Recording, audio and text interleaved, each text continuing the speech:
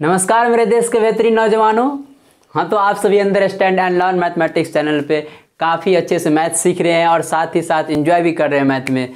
जैसा कि आपको हर क्लास में बोलते आ रहे हैं, समझाते आ रहे हैं कि भाई मेरे वीडियो को शेयर करो, शेयर कीजिएगा तभी तो आपको भी सपोर्ट मिलेगी, साथ ही साथ मुझे भी सपोर्ट मिलेगी। आपको क्या सपोर्ट मिलेगी कहने का इन द सेंस, जब आप इसे शेयर कीजिएगा तो आप दोस्तों के साथ शेयर कीजिएगा, जितने आपके दोस्त होंगे उसके साथ शेयर कीजिएगा। और साथ ही साथ आपको जब दोस्त आप क्वेश्चन सॉल्व करेंगे तो उसको कहीं प्रॉब्लम होगा तो आपके साथ डिस्कशन करेगा और आपका भी बेसिक लेवल बढ़ेगा।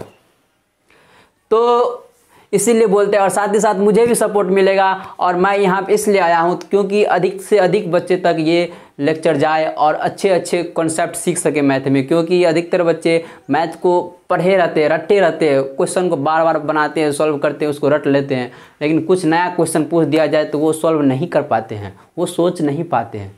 हम आपको यहाँ पे बिल्कुल सोचते हैं, क्योंकि हर एक टॉपिक कवर करते हैं तो हम आपको अच्छे से अच्छे उस टॉपिक पे करवाते हैं क्वेश्चन, बिल्कुल बेसिक से स्टार्ट करते हैं क्वेश्चन। तो जब आप इसे शेयर कीजिएगा तो मुझे भी हेल्प मिलेगी और साथ ही साथ आप सभी को भी हेल्प मिलेगा और काफ़ी अच्छे से आप मैथ सीख जाएंगे।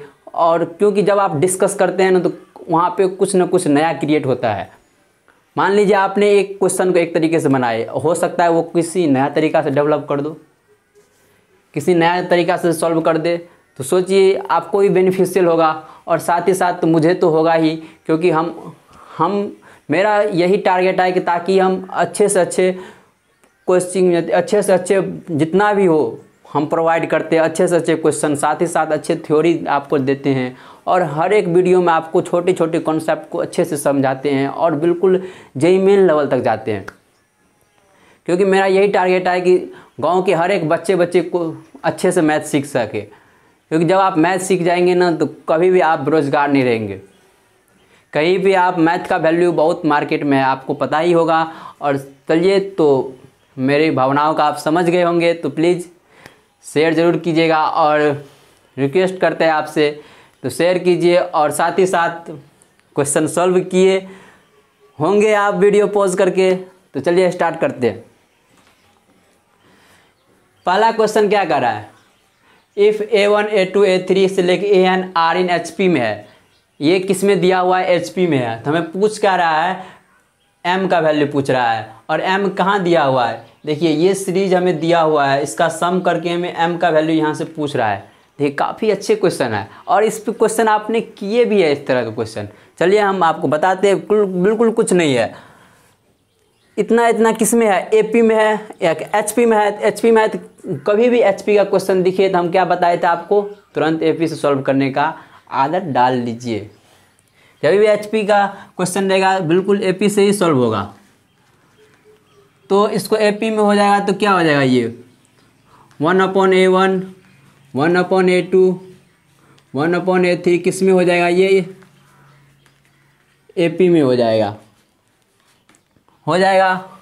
अब देखिए हमें ये दिया हुआ है और M का वैल्यू पूछ रहा है, इसका मतलब क्या, AP में है तो AP का बेसिक डिफिनेशन जानते हैं आप, क्या जानते हैं, कंजुगेटिव टर्म्स का डिफरेंस कांस्टेंट होता है, यानी कि 1/A2 माइनस 1/A1 बराबर 1/A3 माइनस 1/A2।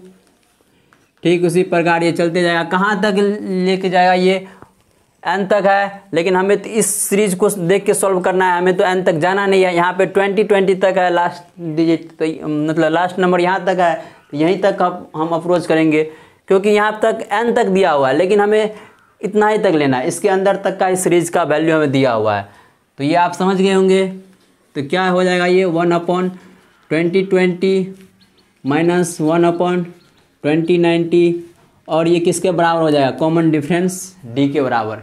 क्या होता है, कंजुगेटिव टर्म्स का डिफरेंस हमेशा कांस्टेंट होता है AP में। अब देखिए इसको सॉल्व करेंगे तो क्या हो जाएगा, A1 minus A2/A1 into A2, इसके बाद A2 minus A3/A2 into A3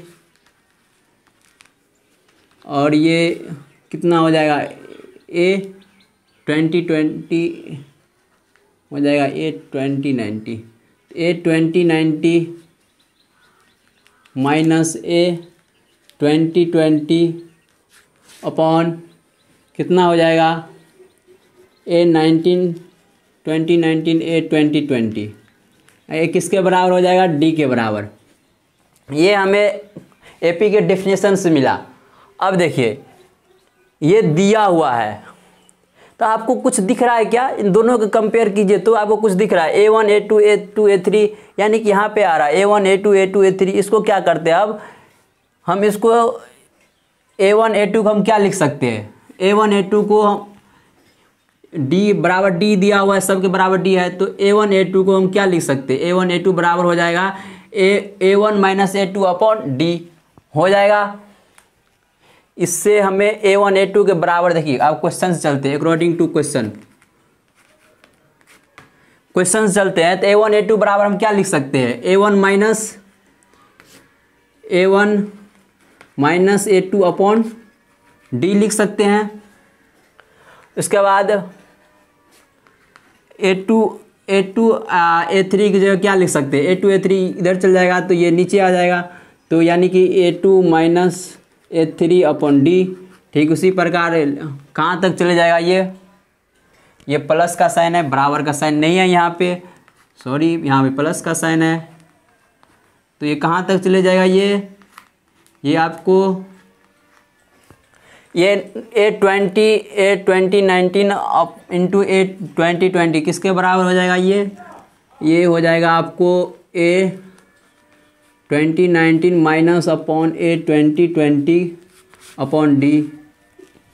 इसको हमने क्वेश्चन से लिख लिया। अब देखिए यहाँ पे D सब में है, यानी एलसीएम ले लेंगे तो D हो जाएगा। अब देखिए A1 minus A2 plus A2 minus A3, ठीक इसी प्रकार चलते जाएगा, और A2019 माइनस A2020 ये हो गया। अब देखिए plus minus plus minus plus minus ये कैंसिल हो गया। अब कितना बचा हमें, A1 minus A2020 upon D ये बचा हमें। अब देखिए हमें पूछ का रहा है, हमें m का वैल्यू चाहिए, इसके बराबर हमने इतना लाए। इसको जब हमने सॉल्व किया इस कॉन्सेप्ट को यूज करके, जो हमें दिया हुआ था इसको यूज करके, तो हमें इतना आया, तो हमें इस फॉर्म में कन्वर्ट करना है, तभी हमको m का वैल्यू पता लगेगा। अब हम क्या करते हैं, इसको ऊपर नीचे दोनों तरफ मल्टीप्लाई कर देते। किससे, हमें तो A1 A2020 चाहिए, तो A1 और A2020 से, देखिए A1 A2020 से ऊपर नीचे दोनों तरफ मल्टीप्लाई कर देते। देखिए आप क्या रिजल्ट निकल के आता है। हमें ये चाहिए तो हमें तो ये आया, तो देखिए इसको सॉल्व करते हैं। A1 माइनस A2020 और ये A1 A2020, इसको हम क्या करते हैं, एक साइड लिख लेते हैं, तो ये कितना हो जाएगा आपको, इसको इससे डिवाइड कर दिए तो ये कितना हो जाएगा आपको A1, इसको हमने इसके साथ इंक्लूड कर दिए। अब क्यों इंक्लूड किए आप समझ जाएंगे अभी तुरंत। A1 upon A1 2020, A1 A1 cancel हो जाएगा, हाँ बिल्कुल पकड़े आप। कितना बचेगा आप, A2020 बचेगा, और माइनस कितना बच जाएगा, 1 अपॉन A1, ये हो गया। अब देखिए A1 A2020 upon D, A1 A2020 तो हमें यहाँ पे चाहिए, तो हमें D को छेड़खानी, इसके साथ हमें कोई छेड़खानी नहीं करना है, तो यानी कि A1 A2020 अपॉन D हमेशा चाहिए। अब देखिए अब इसको हम लिखेंगे A1 अपॉन A2020, तो इसको हम इसको हमें m का वैल्यू चाहिए, तो हमें इसको सॉल्व करना पड़ेगा। सॉल्व करेंगे तभी तो हमें m का वैल्यू निकलेगा। इसको सॉल्व करते हैं, इसको सॉल्व करेंगे तो क्या होगा, देखिए तो ये AP में है A2020 1 अपॉन A2020, तो AP का फॉर्मूला क्या होता है, first term plus last n-1 into D। A2020 कौन सा टर्म है, ये 2020 टर्म है, तो इसको सॉल्व करेंगे तो क्या हो जाएगा, फर्स्ट टर्म कितना है AP का, A1 1 upon A1 plus number of terms कितना हो जाएगा 2020 माइनस 1, तो यानी कि 2019 इंटू डी हो जाएगा, n-1 इंटू डी होता है -1/A1। अब देखिए माइनस प्लस कैंसिल हो गया। अब ये डी, बच्चे में डी है, बच्चे में क्या कहते हैं, नीचे में डी है, तो डी डी ये भी कैंसिल हो जाएगा, यहाँ पे आ जाएगा। तो हमें कितना बचा, 2019 इंटू A1 इंटू A 2020, यानी कितना आ गया एम का वैल्यू, एम का वैल्यू आ गया हमें 2019। इस तरह से आप सॉल्व कर सकते हैं। और ये क्वेश्चन आपको हमने बताए हैं, जब हमने आपको एपी जब पढ़ा रहे थे, एपी जब स्टार्ट किए थे तभी आपको क्वेश्चन बताए थे। वो क्वेश्चन क्या था एपी का क्वेश्चन, वो आपको इस टाइप का क्वेश्चन था, कुछ नहीं डिफरेंस था, इस टाइप का क्वेश्चन था, 1/√A1 प्लस √A2, फिर इसका है 1/√A2 प्लस 1/√A3, इसी तरह से था। और ये कहाँ तक गया था, 1/√A1 प्लस 1/√AN, इस तरह से दिया गया था। आपको ये बताए थे क्वेश्चन। अब हम इसमें क्या किए थे, रेशनलाइज किए थे, रेशनलाइज करते ठीक ये फॉर्म आ गया था आपको। और इस टाइप का क्वेश्चन सेम तो यही है। तो कभी भी आपको क्वेश्चन देके घबराने की कोई ज़रूरत नहीं है। ये क्वेश्चन आपको करवाया था, तो मुझे उम्मीद है बहुत सारे स्टूडेंट पकड़ लिए होंगे पहले ही, जो मेरा फर्स्ट लेक्चर से देखते आ रहे हैं सीक्वेंस सीरीज से। तो चलिए, अब इस टाइप का क्वेश्चन आप समझ गए, अब किस तरह सॉल्व करना है ये भी आप जान गए। तो चलिए अब अगले क्वेश्चन पर डिस्कस करते हैं।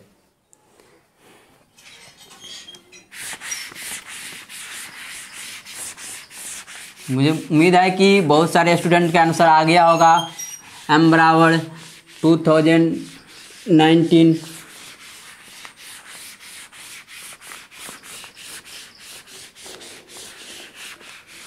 जिन्हें नहीं आया तो घबराने की कोई ज़रूरत नहीं, उन्होंने प्रैक्टिस, आपने एफर्ट लगाए, ट्राई किए, यही आपके लिए बहुत मायने रखता है। चलिए दूसरा क्वेश्चन देखिए, T3, T6 और Tn ऑफ HP इतना इतना इतना the find number of terms.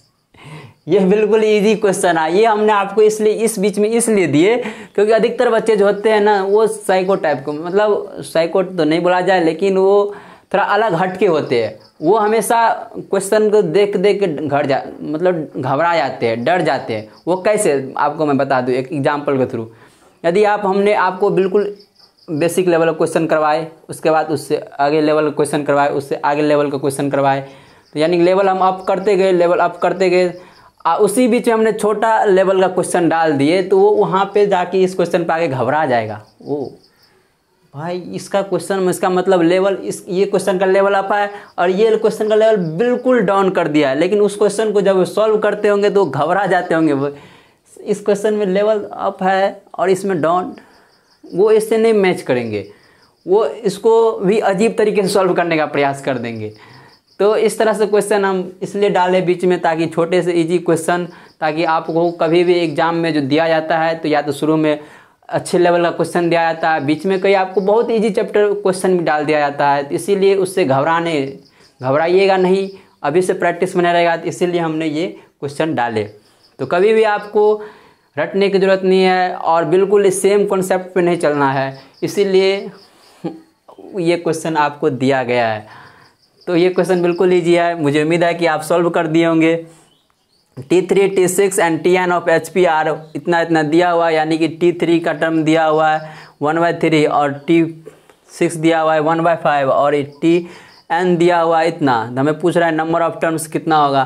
तो नंबर ऑफ टर्म्स निकालने के लिए HP में दिया हुआ है, तो HP को AP में बदल देंगे, AP में बदल देंगे तो इसका T3 टर्म कितना हो जाएगा, 3 हो जाएगा, और T5 कितना हो जाएगा, T6 कितना हो जाएगा, 5 हो जाएगा, और T3 AP में बदल लेंगे तो क्या हो जाएगा, first term plus last 2D हो जाएगा, first term plus n-1 into D, और ये हो जाएगा A प्लस 5D, और ये आपको यहाँ से A और D का वैल्यू निकल जाएगा, A का वैल्यू भी और D का वैल्यू भी। और हमें पूछ रहा है Tn, नंबर ऑफ टर्म्स पूछ रहा है, तो Tn हमें दिया हुआ है, HP में दिया हुआ है, तो AP में कितना हो जाएगा 20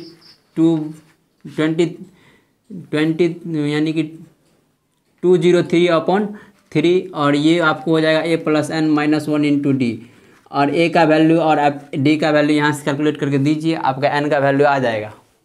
तो घबराने की कोई ज़रूरत नहीं है, बिल्कुल इजी क्वेश्चन आपको दिया ताकि आपकी हेरिटेज जो होता है बच्चे का वो काफ़ी अच्छे से क्लियर हो जाए, क्योंकि घबराते बच्चे स्टूडेंट ज़्यादा हैं, इस लेवल आप ये बीच में डन है उस सोच के घबरा जाते हैं, नहीं इसमें भी कुछ अलग होगा, इसीलिए आपको क्वेश्चन दिया जाता है। इस तरह से आपको जेईई वाले भी फंसाते हैं। तो चलिए आगे क्वेश्चन के डिस्कस करते हैं। अगले क्वेश्चन क्या कहता है, a minus x upon p x बराबर a minus y upon q y और बराबर a minus z upon r z and p q r in A P, तो x y z in r in क्या होगा। P q r A P में दिया हुआ है और एक्स वाई जेड पूछ रहा है किस में होगा, ए पी में होगा या जी पी में होगा या एच पी में होगा या ए जी पी में होगा। अब बोलेंगे भैया ए जी पी क्या होता है, कोई बात नहीं, ए जी पी इसका मतलब बहुत ऐसे स्टूडेंट हो गए भाई हम तो ए जी पी नहीं पढ़े, इसका मतलब ये ऑप्शन होगा ही नहीं। अब 3 ऑप्शन में आप निकालेंगे तो इस तरह से कॉमन सेंस लगा के यूज किए होंगे बहुत से स्टूडेंट। कोई बात नहीं, हम आपको सॉल्व करते हैं। और ये ऑप्शन दे के मत नहीं पढ़े उसका मतलब क्या, हो भी सकता है ना। तो अभी बोलेंगे भैया नहीं पढ़ा है तो थोड़ी देगा ए जी पी में, हाँ वो बात है, कोई बात नहीं, आप घबराइए नहीं। चलिए इसको सॉल्व करते हैं। तो हम देखिए ये सब बराबर दिया हुआ है, तो बराबर में कोई कांस्टेंट टर्म हम m मान लेते हैं इसके बराबर, ये सब एक दूसरे के बराबर है, इसका मतलब कांस्टेंट टर्म हम m मान लिए जो सब के बराबर हो गया, इसके बराबर भी, इसके बराबर भी m, इसके बराबर भी m, ये m है। अब देखिए पी क्यू आर इन किस में दिया हुआ, एपी में, एपी में दिया हुआ है, तो पहले इसको डिस्कस करते हैं। पी क्यू आर एपी में है, इसका मतलब क्या हो गया, पी क्यू आर एपी में है, किस में है, एपी में है, इसका मतलब 2q बराबर कितना हो जाएगा, p प्लस आर हो जाएगा। इसका डेफिनेशन लगाएंगे तो क्या आ जाएगा, q minus P R minus Q, तो q एक साइड हो जाएगा तो p प्लस आर हो जाएगा। अब देखिए हमें 2q बराबर p प्लस आर आया, अब हम इसको सॉल्व करते हैं। देखिए यहाँ से हमें q का वैल्यू मिल जाएगा और p का भी वैल्यू मिल जाएगा, r का भी वैल्यू मिल जाएगा। तो q का वैल्यू क्या हो जाएगा, यहाँ से q इस साइड हो जाएगा तो क्रॉस मल्टीप्लिकेशन कर देंगे तो a minus y upon m y बराबर q हो जाएगा, यानी कि q का वैल्यू यहाँ से आ जाएगा। आप बोलेंगे भैया आपने q का वैल्यू यहाँ से क्यों डालना स्टार्ट किए, एग्जैक्टली ये ऐसा क्वेश्चन आना चाहिए मन में। जी हाँ, देखिए जब भी आप क्वेश्चन सॉल्व करते हैं तो क्वेश्चन पे आपको बोलते हैं समय देने के लिए, क्वेश्चन पे आप समय दीजिएगा तो आपको क्वेश्चन बताएगा। हमने भी सोचा यहाँ पे ये रिलेशन दिया हुआ है एपी में, हमें एक्स वाई जेड में रिलेशन पूछा है और इस सभी एक दूसरे के बराबर है, एम के बराबर, कोई कांस्टेंट नंबर के बराबर। तो हमने कांस्टेंट नंबर मान लिए ताकि इजी हो कैलकुलेशन करने में, और मानते ही हमने देखा कि यहाँ पे सारे में एम एम एम आ रहा है, क्योंकि सारे बराबर है, पी क्यू आर रहते सब में एम एम एम कॉमन आ रहा है, तो इसलिए हमने इस तरह से सोच लिया। आप भी सोच सकते हैं, मुझे उम्मीद है बहुत से स्टूडेंट सोचे भी होंगे। तो यहाँ पे q का वैल्यू क्या हो जाएगा, a minus y upon m y, p का value a minus x upon m x और r के value a minus z upon m z. ये m m m तीनों में कॉमन है, कैंसिल हो गया। अब देखिए इसको सॉल्व करते हैं तो ये कितना हो जाएगा, 2a minus y upon Y, तो यानी हम इसको डिवाइड कर देंगे तो कितना हो जाएगा, a बाई वाई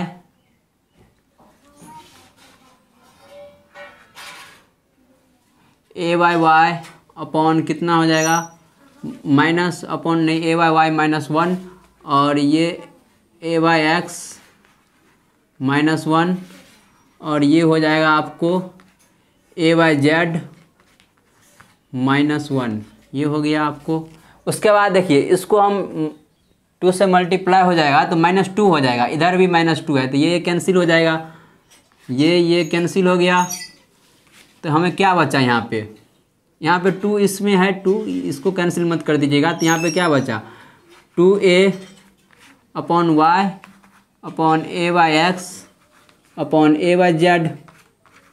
अब देखिए a भी कैंसिल हो गया, अब ये क्या बच गया, 2 by y upon x y upon x z. इसका मतलब क्या हुआ, ये x y Z 1/x upon 1/y 1/z किस में हो गया? अब ये AP में हो गया AP में, क्योंकि देखिए 2/AY हो गया, 2/y हो गया बराबर 1/x प्लस 1/z, यानी कि 1/x और 1/y 1/z किस में है? AP में है। अब देखिए ये AP में है तो हमें किसका पूछ रहा है वैल्यू? एक्स वाई जेड किस में होना चाहिए? तो एक्स वाई जेड इसका रेसिप्रोकल किस में हो जाएगा? HP में। सही पकड़े आप, तो इसका आंसर क्या हो जाएगा? HP। तो इस तरह से आप सॉल्व कर सकते हैं। तो बिल्कुल इजी क्वेश्चन था, और जैसा कि इसमें कहीं पे आपको समझ में नहीं आया हो तो आपके लिए ही कमेंट बॉक्स आप बना पड़ा है, तो आप वहाँ पे क्वेश्चन पूछ सकते हैं। चलिए धन्यवाद। और जैसा कि बताया शुरू क्लास के फर्स्ट में ही आपको लाइक शेयर सब्सक्राइब तो खास करके शेयर ज़रूर कीजिएगा। धन्यवाद।